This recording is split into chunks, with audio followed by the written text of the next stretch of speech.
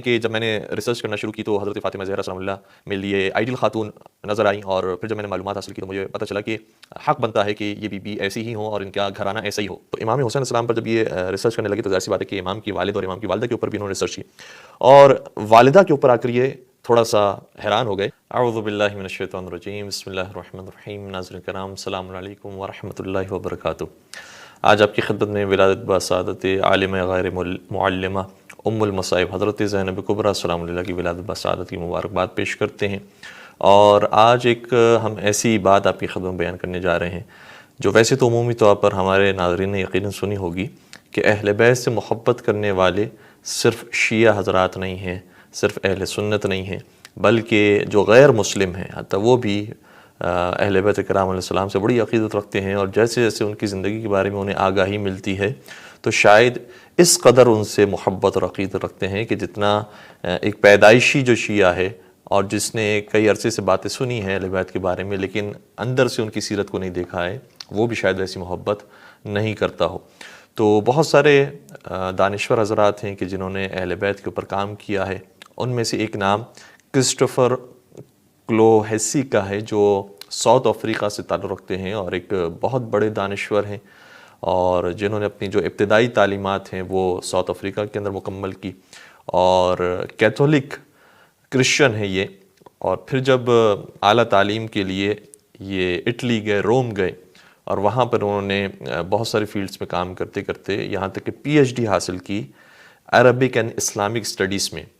تو پھر ان کے اندر ایک شوق پیدا ہوا کہ امام حسین علیہ السلام کے بارے میں معلومات حاصل کی جائے۔ تو امام حسین علیہ السلام پر جب یہ ریسرچ کرنے لگے تو ظاہر سی بات ہے کہ امام کی والد اور امام کی والدہ کے اوپر بھی انہوں نے ریسرچ کی، اور والدہ کے اوپر آ کر یہ تھوڑا سا حیران ہو گئے کہ اتنی کمال کی خاتون تھی، اتنی بافضیلت خاتون تھی، اتنی اعلیٰ اور نایاب خاتون تھی، لیکن اس کے باوجود اگر ہم حضرت فاطمہ زہرا سلام اللہ کے بارے میں جاننا چاہتے ہیں اور سیکھنا چاہتے ہیں تو تاریخ کی کتابوں میں بہت کم باتیں ایسی ہیں کہ جو بی بی کے بارے میں ملتی ہے، اور انہیں بڑا تعجب ہوا کہ جو اسلام کی سب سے بیسٹ خاتون ہیں ان کے بارے میں تاریخ اتنی خاموش کیوں ہے، اور کیوں اتنی کم روایتیں ان سے ہمیں ملی ہیں، اور ان کے بارے میں بھی جو معلومات ہیں وہ اتنی مختصر کیوں ہیں۔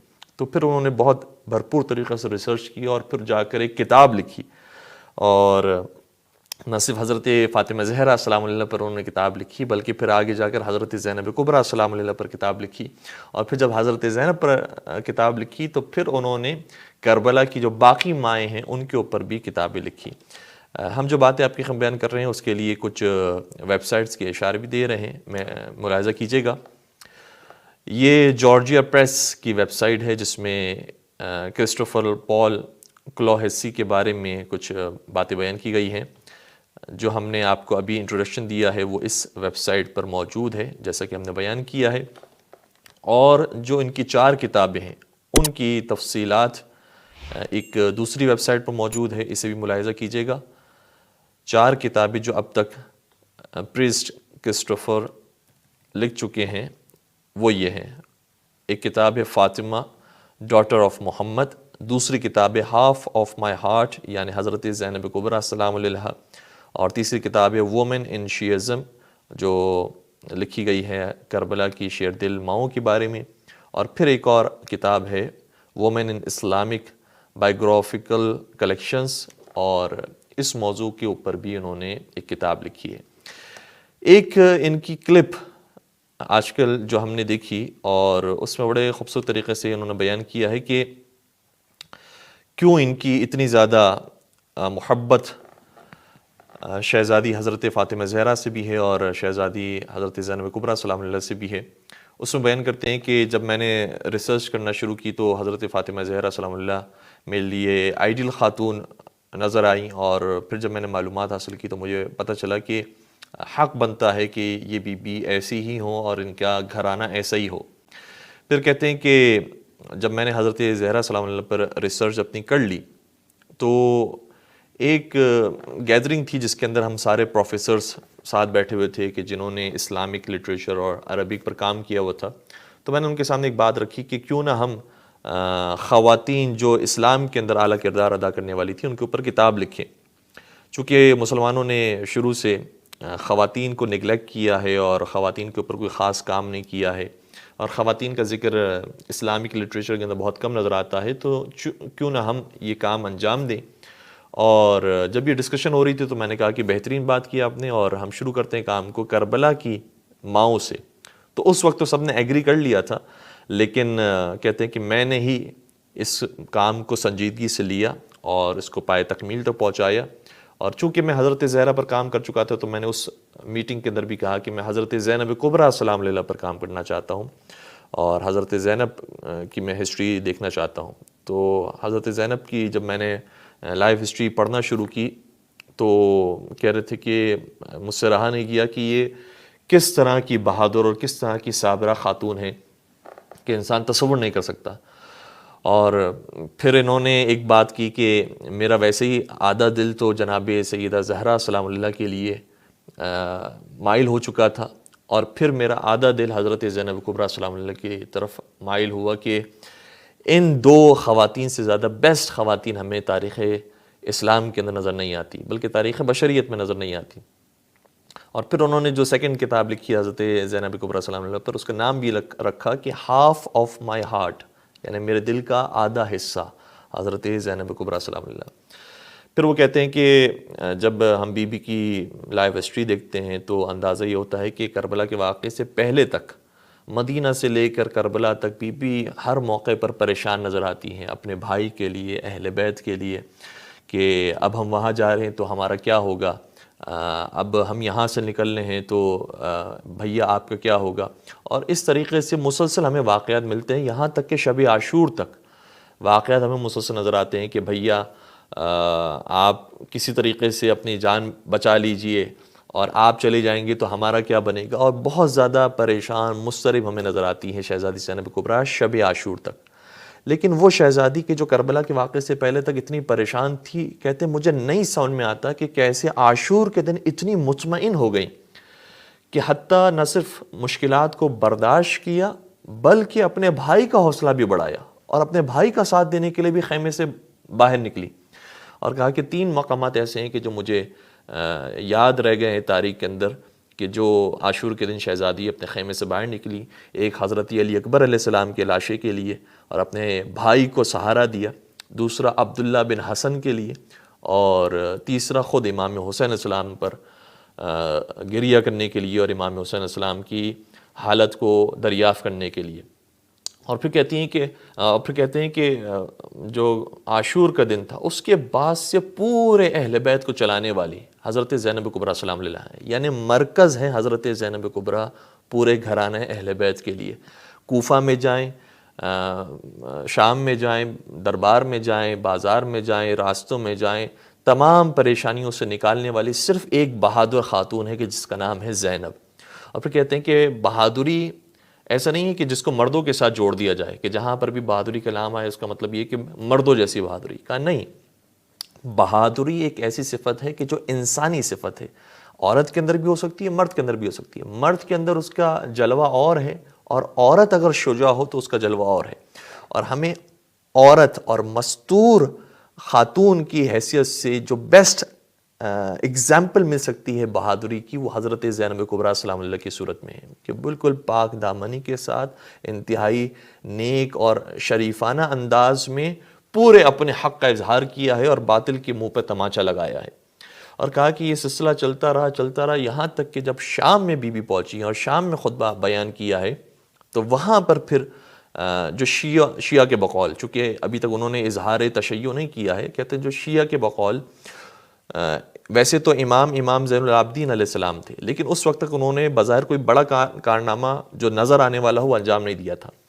لیکن دربار شام میں اس وقت علی ابن الحسین کھڑے ہوتے ہیں اور فرماتے ہیں کہ پھوپھی جان اب آپ خاموش ہو جائیے، اب میں بات کروں گا، اب میں گفتگو کروں گا۔ اور وہاں سے ہمیں پھر رول ایسا لگتا ہے کہ ڈیفرنٹ ہوتا ہوا نظر آیا کہ شہزادی زینب کبریٰ اس کے بعد سے پھر خاموشی اختیار کرتی ہیں، اور پھر ہر موقع پر حضرت امام زین العابدین علیہ السلام کی یہ جملے ہمیں نظر آتے ہیں۔ اور آخر میں وہ کنکلوڈ کرتی ہیں اور کہتے ہیں کہ یہ محسوس ہوتا ہے کہ جو شیعوں کے نزدیک امامت عہدہ الہی ہے، تو ٹھیک ہے حضرت زینب کبریٰ امام نہیں تھی، لیکن ان کی لائف ہسٹری پڑھنے سے لگتا یہ ہے کہ جیسے امامت کی کچھ صفات حضرت زینب کبریٰ سلام علیہ میں موجود تھی. آئیے اب مل کر یہ کلپ دیکھتے ہیں کہ جو کرسٹوفر کلوہسی نے بیان کی ہے اور اس کو ملاحظہ کرتے ہیں.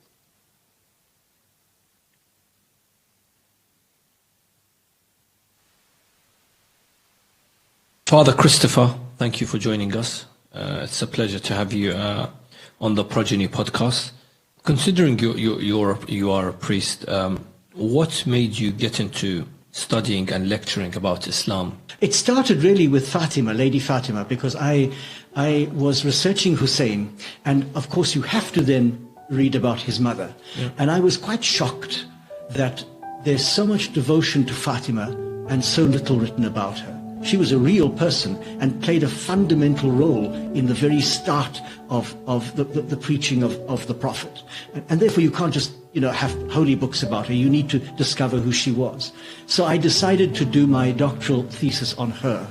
And I produced what I hope still and think still was the first real biography of Lady Fatima. I mean, in a Western language, but based on the Arabic sources. And your second book is on? So the second book is really, in a sense, a bit of a joke in that there was a group of us in Rome, professors. All of us have doctorates in Arabic Islamic studies. So we were sitting around a table at lunch, basically complaining that the Muslim scholars are not writing about the women of Karbala, for example, substantial work. And we each decided that we would take a female figure and produce a proper biography. So, of course, I took Zainab. I said, I know her mother. I'm going to now do her. None of the others were serious. So none of the others actually did anything. The book is called Half of My Heart because there was a lament that Zainab sung, I think, on the day of Karbala myself. Some of the historians put it later, but I think it was on that very day when she saw the body of her brother and his companions unburied. And she refers to him as half of my heart. Her brother Hussein. And I thought, half of my heart was the Fatima book, and now this is the second half, the Zainab book. Now, I don't have any heart left, I suppose, but I'm certainly going to tackle other issues. But Zainab is an extraordinary woman, and like Hussein, transcends all religious, political barriers. She is a universal ideal. She intervenes a number of times, I think 3, on the battlefield. And she's described, I go into quite a lot of detail because I'm very moved by this. She's described in the days leading up to Karbala as quite distressed. She hears the enemy army coming and she breaks down. She hears Al-Hussein making this lament about tomorrow so many will be dead, and she breaks down, saying that he's had a vision of his own grandfather saying, "You're coming to us," and she breaks down. So she's quite frail and fragile on the eve of the battle. But on the day of the battle, there's a remarkable change, and even the Sunni authors record that she looked like the sun rising as she came out onto the battlefield. And 3 times she walks out of the women's tents right into the middle of the fighting, one to intervene when her nephew is killed. So Ali, the oldest of Hussein's sons, is killed. A second time, she comes out to chase after this little boy at Hussein's command, and she can't catch him. He's too fast because he wants to fight with his uncle. And a third time, she comes out to challenge the men killing Al-Hussein. And it's this famous challenge where somebody as terrible as Umar bin Saad turns away and weeps. امام حسین کی شہادت پر عمر سعد کے سامنے کھڑی ہوئی. He knows that he's so. Allah Akbar. So in that sense, she is of great importance, but even more important after the battle, because, and this is where I get into trouble, because she was for a short time the leader of the Ahl Bayt. There's no doubt about that. Young Ali bin al-Hussein was much too sick to function immediately after the battle, and his life, in fact, is saved twice. She saves his life later on in the court of when they're before Ziyad, but that's later on. It's that period of days after Karbala, from the journey between Karbala to Kufa to the court of Yazid, to Damascus. that period, however long it was, and it's difficult to know how long it was, when they were being interrogated and ill-treated, she was the pole around which everything revolved. Absolutely. And there's a particular moment where her nephew, Ali bin al-Hussein, says to her, "Be quiet now, let me speak." And that for me is the moment when he takes his place as imam. He's imam, but when he actually takes his place and takes over leadership of this group. But until then, it is Lady Zainab. And I always defend this by saying, she's not a woman with masculine virtues. Bravery is not a masculine virtue, it's a human virtue. So we don't want to say she was as good as a man. That's a terrible thing for me. She was an extraordinarily powerful woman who betrayed all the great virtues, by betrayed I mean showed forth all the great virtues that are equally right in women as in men. Bravery, courage, the ability to speak with great articulation against injustice. And in a sense, she functioned as the leader of the House of Islam. Now, I mean, of the Ahlul Bayt. So I then said to some scholars, could she be said in a sense to have shared in the imamah? So I got in a bit of trouble. Yeah.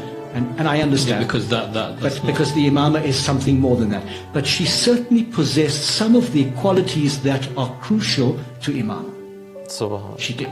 Without being imamah, without having the legal power and the jurisprudential power of the imam. She had some of the qualities that are necessary for the imam to function.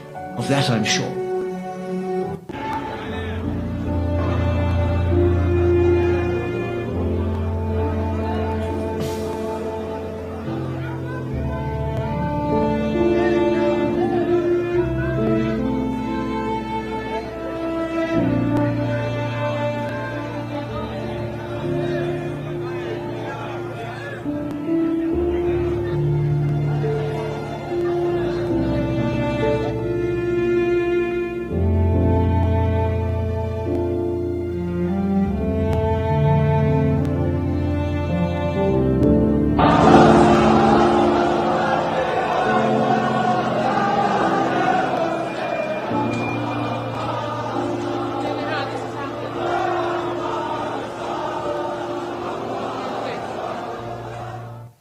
Wassalamu alaikum wa rahmatullahi wa barakatuh.